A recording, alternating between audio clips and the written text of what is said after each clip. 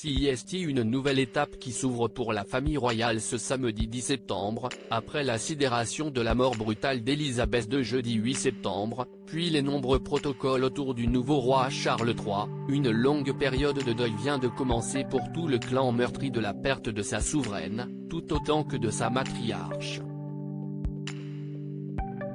Et une grande partie a décidé de venir lui rendre un bel hommage à Balmoral, dans le château où la reine est décédée. Sûrement réunis autour du cercueil d'Elisabeth II pour lui dire un dernier au revoir, la princesse Anne et ses deux frères cadets, Andrew d'York et Edward de Wessex ont été rejoints par leur famille au grand complet ce samedi et tous se sont déplacés ensemble, à pied, vers la petite église locale, où une messe a été célébrée dans l'après-midi. La famille s'est ensuite arrêtée longuement devant les petits mots et les beaux bouquets déposés par la foule depuis l'annonce officielle.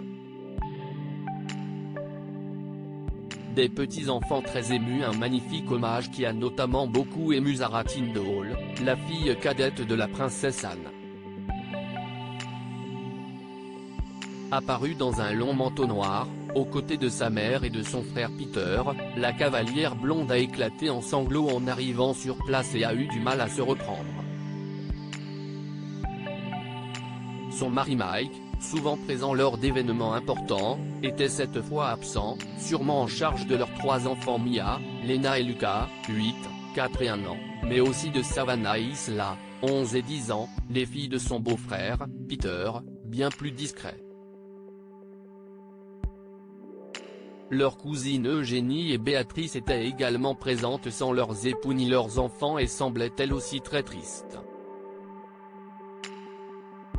Très appréciées, les deux jeunes femmes se sont pourtant arrêtées près de la foule pour remercier les gens présents et prendre des bouquets à déposer devant l'église. Les deux sœurs ont ensuite versé quelques larmes devant les mots gentils déposés, la plus jeune d'entre elles se blottissant même dans les bras de son père, le décrié prince Andrew. Mais celle qui a marqué la foule, et que l'on ne voit presque jamais, CIST bien Lady Louise Windsor, pour une fois, la jeune fille a en effet pris une place égale à celle de ses cousines ce samedi. À 18 ans, la fille aînée du prince Edward était digne devant le bel hommage du public mais n'a pas lâché la main de sa mère, Sophie de Wessex, en pleurs. Ce qui ne l'a pas empêché, en revenant dans le château, de saluer la foule comme une vraie pro. Bref, l'avenir de la monarchie semble être assuré. Quelques absents remarqués. Grand absent de la journée, le petit frère de Louise Windsor, James, semble être resté au palais avec les jeunes enfants. Ses cousins William et Harry sont quant à eux bien loin de Balmoral, l'héritier du trône était avec son père, le roi Charles III, pour la proclamation officielle ce samedi matin à Londres.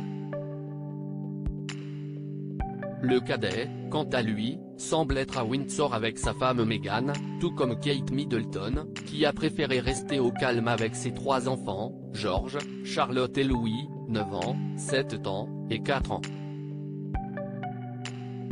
Pour les préparer, sans doute, à une longue semaine médiatique.